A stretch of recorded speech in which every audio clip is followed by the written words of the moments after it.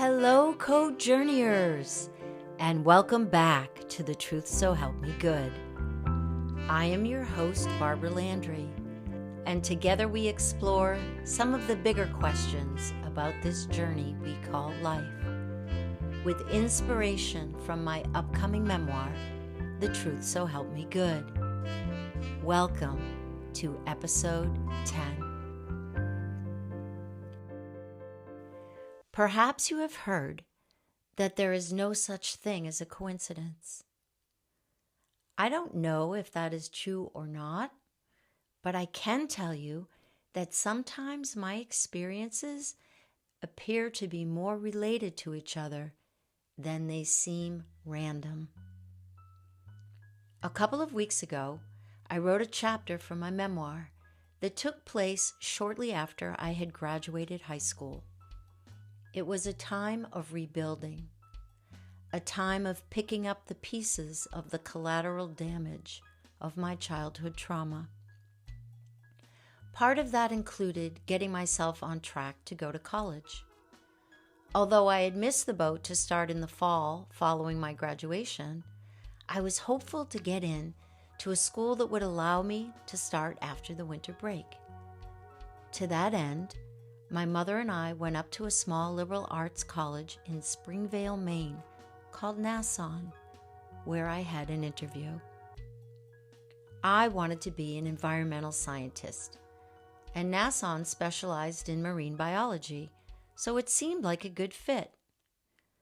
I felt good about the interview and the fact that I was able to express my passion for the environment and my commitment to being a steward for the planet. After the interview, my mother took me to lunch and bought me a pink and white batik long dress we saw in a store window. After a long ride, we finally made it back home to our house in Wellesley. It was peaceful there, and after many years of turmoil, finally felt like a safe place. I made my way into the small kitchen and noticed something in the corner on the floor. After a closer look, I realized it was a brown mouse. I immediately jumped up onto the kitchen counter and started yelling for my mother, "There's a mouse in here! There's a mouse in here!" She came running in, and the two of us started laughing so hard that we began to cry. I was thinking about the fact that just hours earlier, I was in a college interview conveying my passion for nature and the environment. What would the admissions person think if they could see me now? As it turns out, I did get admitted to Nassau and started my college career that January.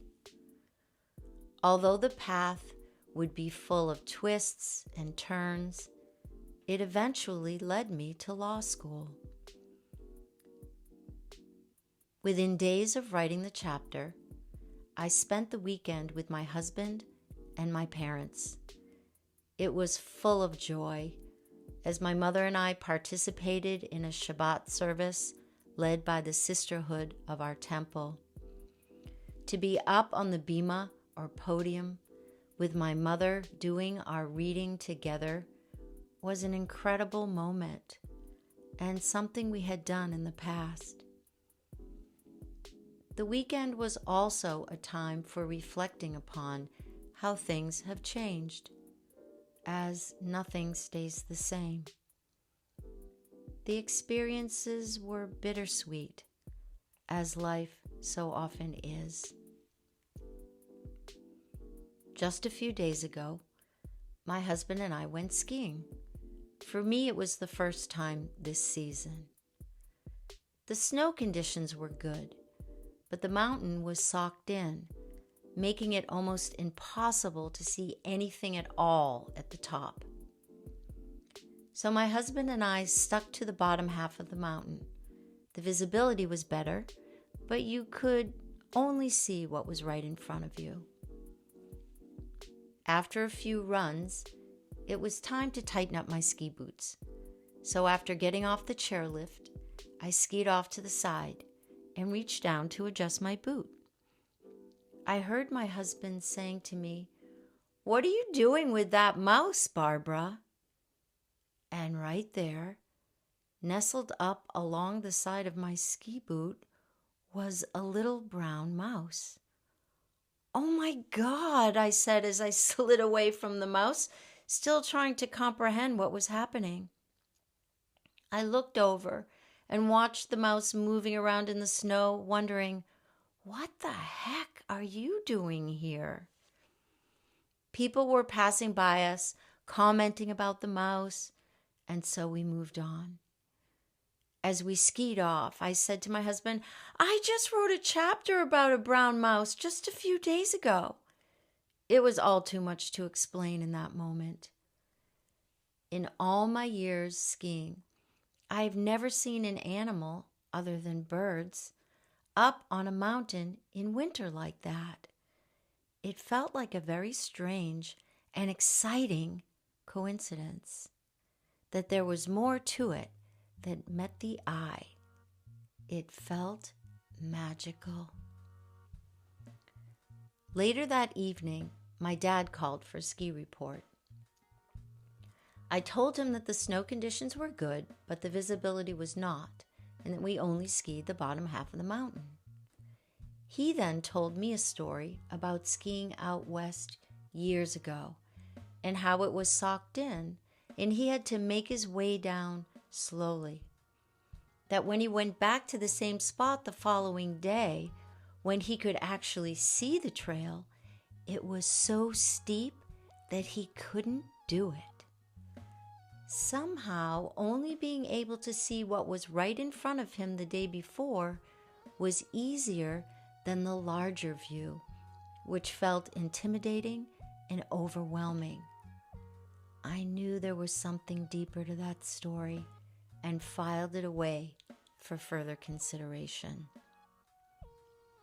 So going back to the mouse for a minute.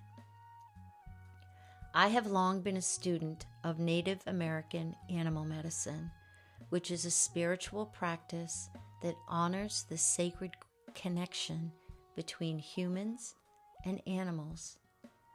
It teaches that each creature holds unique insights and healing powers.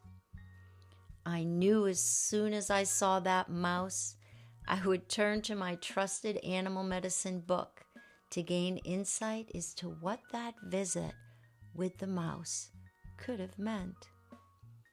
As it turns out, that among other things, the mouse represents the quality of paying attention to the details that are right in front of us.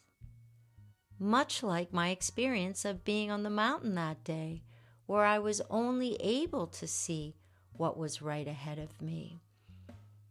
That when we are always looking at the big picture, always looking ahead, we don't see what is right before our eyes.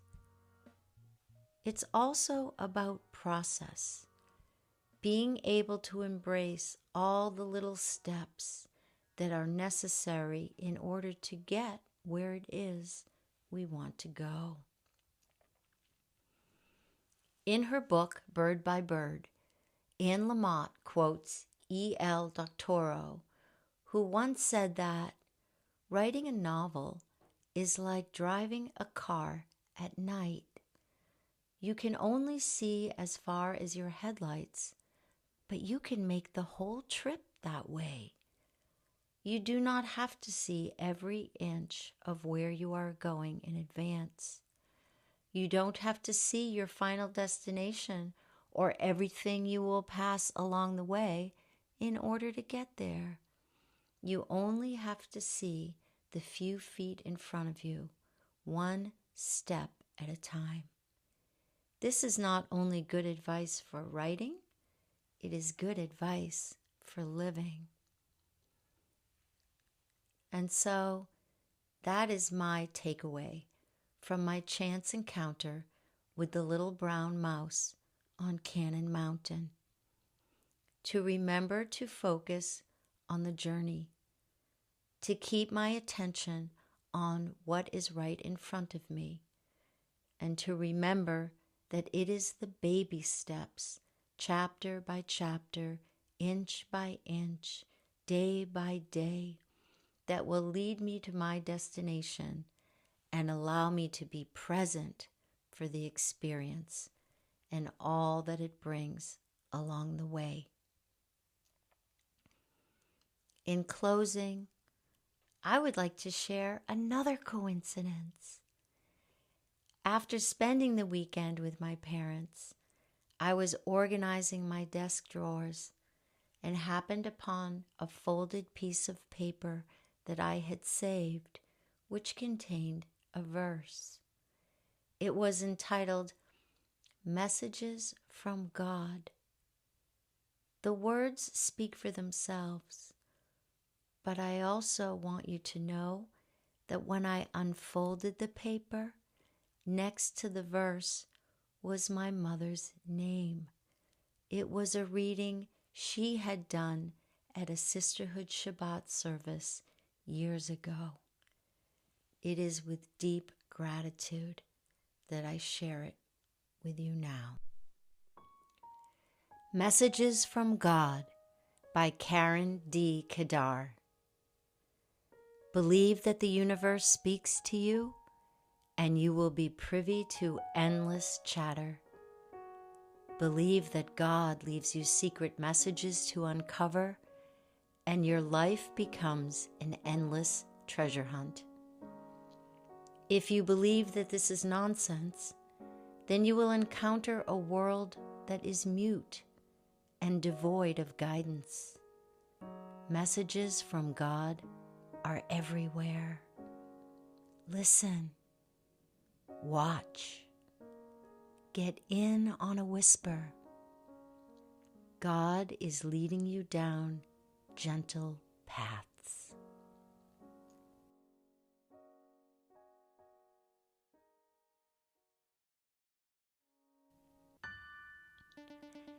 Thank you, co-journeyers, for listening.